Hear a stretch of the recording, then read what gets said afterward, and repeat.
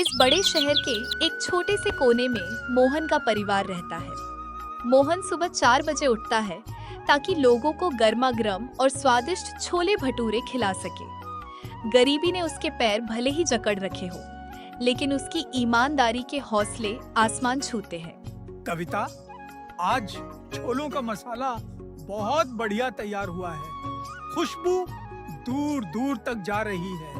भगवान ने चाहा तो आज दोपहर तक ही सारा माल बिक जाएगा। आज गोलू के स्कूल की फीस जमा करने की आखिरी तारीख है ना? हाँ जी, आज आखिरी तारीख है। पूरे 3 महीने की फीस बाकी है। प्रिंसिपल साहब ने कहा था कि अगर आज पैसे जमा नहीं हुए तो गोलू का नाम स्कूल से काट दिया जाएगा। पर मुझे आप पर पूरा भरोसा है। आपकी मेहनत कभी खाली नहीं जाएगी। पिताजी, माँ, आप दोनों चिंता मत करो। मैं इस बार भी क्लास में फर्स्ट आऊंगा और जब मैं पढ़ लिख कर बड़ा अफसर बन जाऊंगा तो बहुत सारे पैसे कमाऊंगा। फिर पिताजी को यह भारी थैला धूप में नहीं खींचना पड़ेगा। मेरा राजा बेटा, तू बस अपनी पढ़ाई पर ध्यान दे।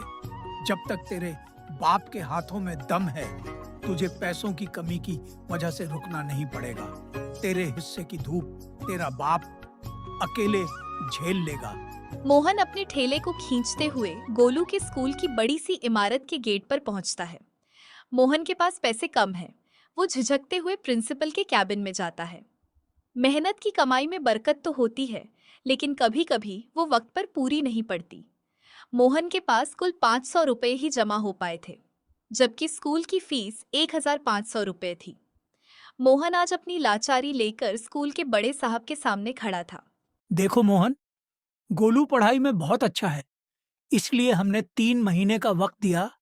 लेकिन आज अगर पूरी फीस जमा नहीं हुई तो मैं मजबूरन उसका नाम काट दूंगा। स्कूल नियमों से चलता है, गरीबी की दुहाई से नहीं। सर, मेरी हाथ जोड़कर विनती है, गोलू का नाम मत काटिए। मैं दोपहर को छोले भटूरे बेचकर जो भी कमाऊंगा, शाम तक बाकी के 1000 रुपये लाकर आपके हाथों में रख दूंगा। एक गरीब बाप का भरोसा मत तोड़िए सर। ठीक है मोहन, आज शाम 5 बजे तक का वक्त दे रहा हूँ। अगर तब तक पैसे नहीं आए तो कल से गोलू स्कूल नहीं आएगा। मोहन दुगनी ताकत से ठेले को धक्का देते हुए सड़क के किनारे एक घने पेड़ की छांव में लगाता है।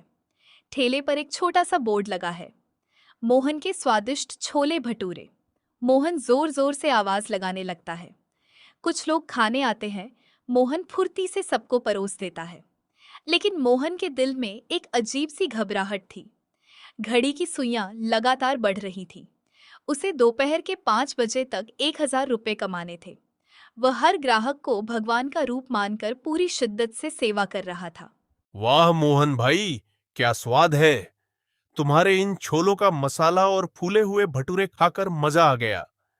बड़े बड़े होटलों के शेफ भी तुम्हारे आगे फेल है। बहुत बहुत धन्यवाद बाबूजी। बस आप लोगों का पेट भर जाए और चेहरे पर खुशी आ जाए, यही मेरी सबसे बड़ी कमाई है। स्वाद और साफ सफाई ही मेरी दुकान की जान है। तभी वहां एक बड़ी कार आकर रुकती है और उसमें से एक अमीर आदमी निकलता है, जो गुस्से में फोन पर किसी से बात कर रहा था। ए रेडी वाले सुन, एक प्लेट छोले भटूरे लगा जल्दी। देखना, प्लेट साफ होनी चाहिए। मैं बहुत बड़ा बिजनेसमैन हूँ। तुम्हारी इस धूल मिट्टी वाली गंदी दुकान पर खाना तो मैं कभी नहीं खाता, पर आज भूख के मारे पेट में चूहे कूद रहे हैं, इसलिए मजबूरी में खाना पड़ रहा है। बैठिए सेठ जी। भले ही मेरा ठेला छोटा है, लेकिन यहाँ खाना बिल्कुल साफ और शुद्ध मिलेगा। मैं अभी आपके लिए गर्मा गर्म भटूरे उतारता हूँ। सेठ धनीराम बेंच पर बैठकर जल्दी जल्दी में छोले भटूरे खाता है। तभी अचानक उसका फोन बजता है। फिर वह किसी से बात करने लगता है और अचानक घबराकर और हड़बड़ी में उठ खड़ा होकर चला जाता है। लेकिन जल्दबाजी में उसका एक काला चमड़े का भारी बैग, जिसकी चयन के गैप से नोटों की गड्ढियां साफ दिख रही हैं, उसे वहीं भूल जाता है। अमीर आदमी अपनी दौलत के नशे में और वक्त की कमी के कारण अक्सर अंधा हो जाता है, लेकिन किस्मत का खेल देखिए, वही अमीर अपनी सबसे बड़ी ताकत यानी अपना पैसों का बैग एक गरीब के ठेले पर छोड़ गया है। सेठ जी, ओ सेठ जी रुकिए, आपका बैग छूट गया। गाड़ी रोकिए सेठ जी। इतनी देर में कार बहुत दूर निकल जाती है। फिर मोहन पीछे लौट आता है और उस बैग के पास पहुंच जाता है। फिर मोहन खुद से बात करता है। हे भगवान, इतने सारे पैसे मैंने अपनी 7 पुश्तों में कभी एक साथ इतने पैसे नहीं देखे। अगर अगर मैं ये पैसे चुपचाप रख लूं तो किसी को पता भी नहीं चलेगा। गोलू की स्कूल की फीस क्या, मैं तो उसे शहर के सबसे बड़े इंटरनेशनल स्कूल में पढ़ाऊंगा। कविता के लिए सोने के गहने लाऊंगा और मेरी खुद की एक बड़ी आलीशान दुकान होगी। मोहन के चेहरे पर कुछ पलों के लिए लालच के भाव आते हैं। तभी उसे सुबह की गोलू की बात याद आती है, जहां गोलू ने कहा था, मैं बड़ा होकर आपकी तरह ईमानदार बनूंगा।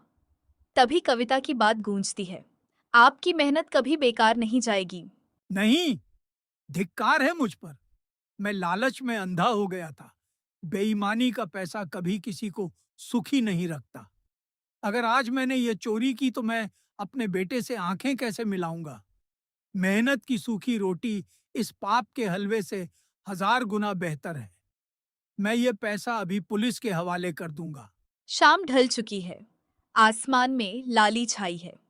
मोहन अपना ठेला वहीं छोड़कर बैग को अपने हाथ में पकड़े हुए पुलिस स्टेशन के अंदर दौड़ता हुआ जाता है। सामने इंस्पेक्टर वर्मा अपनी कुर्सी पर बैठे कुछ फाइलें देख रहे हैं। नमस्ते इंस्पेक्टर साहब। जय हिंद। हाँ भाई, कौन हो तुम? शाम के वक्त इस बैग को लेकर क्यों भाग रहे हो? कोई चोरी वोरी करके आ रहे हो क्या? फिर मोहन मेज पर बैग रख देता है और पूरी बात बताता है। नहीं नहीं साहब, मैं तो एक अदना सा छोले भटूरे बेचने वाला हूँ। दोपहर को मेरी रेडी पर एक बहुत बड़े सेठ जी खाना खाने आए थे। वो जल्दबाजी में यह बैग मेरी बेंच पर ही भूल गए। साहब, इसमें बहुत सारे पैसे हैं। मुझे डर लग रहा था कि कोई मुझसे छीन ना ले, इसलिए सीधा आपके पास भागा चला आया। इंस्पेक्टर वर्मा हैरान हो जाते हैं और बैग खोलते हैं। नोटों की मोटी मोटी गड्डियां देखकर उनकी आंखें फटी की फटी रह जाती हैं। फिर वे एकदम खड़े हो जाते हैं और मोहन से कहते हैं, देखकर लग रहा है कि तुम्हें इस वक्त पैसों की सख्त जरूरत है। तुम चाहते तो इसे आसानी से छुपा सकते थे, किसी को कानो कान खबर नहीं होती। फिर यहाँ क्यों लाए? साहब, कपड़े फटे हैं तो क्या हुआ? मेरा जमीर अभी बिका नहीं है। बेईमानी के पैसों से आलीशान मकान तो खड़ा किया जा सकता है, लेकिन चैन की नींद नहीं खरीदी जा सकती। मुझे सिर्फ मेरी मेहनत का पैसा चाहिए। पराये धन पर मेरा कोई हक नहीं। वाह मोहन, तुम्हारी बातें सुनकर आज पुलिस की वर्दी का सिर भी गर्व से ऊंचा हो गया। तुम बैठो, मैं उस सेठ का पता लगाता हूँ। क्या तुम्हें उसकी गाड़ी का नंबर याद है? हाँ साहब, गाड़ी बहुत बड़ी थी। उसका नंबर था 4545। कुछ ही देर बाद सेठ धनीराम रोते बिलखते हुए अंदर आता है और उसका घमंड भी गायब हो चुका है। इंस्पेक्टर साहब, अनर्थ हो गया। मेरा सब कुछ बर्बाद हो गया। मेरी कंपनी के मजदूरों की तनख्वाह के 1 लाख रुपए का बैग कहीं गायब हो गया है।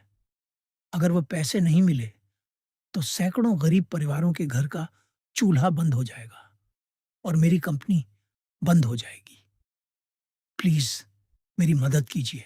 सेठ धनीराम टेबल पर अपना काला बैग देखता है। वह चौंक कर मोहन को देखता है, जो चुपचाप कोने में हाथ जोड़े खड़ा है। सेठ का घमंड चूर चूर हो जाता है और उसका सिर शर्म से झुक जाता है। मोहन भाई, मुझे माफ कर दो। मैं अपनी दौलत के नशे में अंधा हो गया था। मैंने दोपहर में तुम्हें कितना बुरा भला कहा, लेकिन तुमने मेरी और मेरे सैकड़ों मजदूरों की जिंदगी बचा ली। तुम दिल के बहुत अमीर हो भाई। कोई बात नहीं सेठ जी। बुजुर्ग कहते हैं कि किसी की मजबूरी और तंगाली का फायदा नहीं उठाना चाहिए। ये तो मेरा फर्ज था। घड़ी में 5:30 बज चुके हैं। स्कूल का गेट बंद होने वाला है। प्रिंसिपल साहब अपने कैबिन से बाहर आ रहे हैं। तभी इंस्पेक्टर वर्मा की पुलिस जीप सायरन बजाते हुए स्कूल के अंदर रुकती है। जीप से इंस्पेक्टर वर्मा, सेठ धनीराम और मोहन उतरते हैं। गोलू बरामदे में उदास बैठा है। वक्त तेजी से फिसल रहा था। स्कूल की फीस जमा करने का समय खत्म हो चुका था। लेकिन जब नीयत साफ हो तो पूरी कायनात आपकी मदद के लिए रास्ते बना देती है। इंस्पेक्टर साहब, आप यहाँ और मोहन, तुमने कहा था ना कि अगर 5 बजे तक फीस नहीं आई तो। प्रिंसिपल साहब, फीस की चिंता छोड़िए। आज आप जिस बच्चे का नाम काटने वाले थे, उसके पिता ने आज पूरे शहर के सामने ईमानदारी की वह मिसाल पेश की है जो आपकी किताबों में भी नहीं मिलेगी। प्रिंसिपल साहब, इस बच्चे की इस साल की क्या, इसके पूरे स्कूल और कॉलेज की पढ़ाई का खर्चा आज से मैं उठाऊंगा। मोहन भाई जैसे महान इंसान का बेटा देश का नाम रोशन करेगा। गोलू दौड़कर अपने पिता मोहन के पास आता है। कविता भी वहीं आ जाती है और उसकी आंखों में खुशी के आंसू हैं। अब समय आगे बढ़ चुका है। मोहन के पास एक चमचमाती हुई बड़ी दुकान है। दुकान के ऊपर बड़े बड़े अक्षरों में शानदार लाइटिंग के साथ लिखा है, मोहन के ईमानदार छोले भटूरे। दुकान के बाहर ग्राहकों की लंबी लाइन लगी है। सच्चाई की नाव डगमगाती जरूर है पर कभी डूबती नहीं। लीजिए बाबूजी, गर्मा गर्म छोले भटूरे। स्वाद वही पुराना है, बस इसमें अब हमारी ईमानदारी का आशीर्वाद भी शामिल है। तो मेरे प्यारे दोस्तों, गरीब छोले भटूरे वाले की ये कहानी हमें सिखाती है कि परिस्थितियां चाहे कितनी भी कठिन क्यों ना हो, लालच हमें कितना भी क्यों ना उकसाए, हमें अपनी ईमानदारी का दामन कभी नहीं छोड़ना चाहिए। पैसा तो हाथ का मैल है, आज है कल नहीं, लेकिन जो इज्जत, ज़मीर और आत्मसम्मान आप ईमानदारी से कमाते हैं, वह पीढ़ियों तक आपका नाम रोशन रखता है।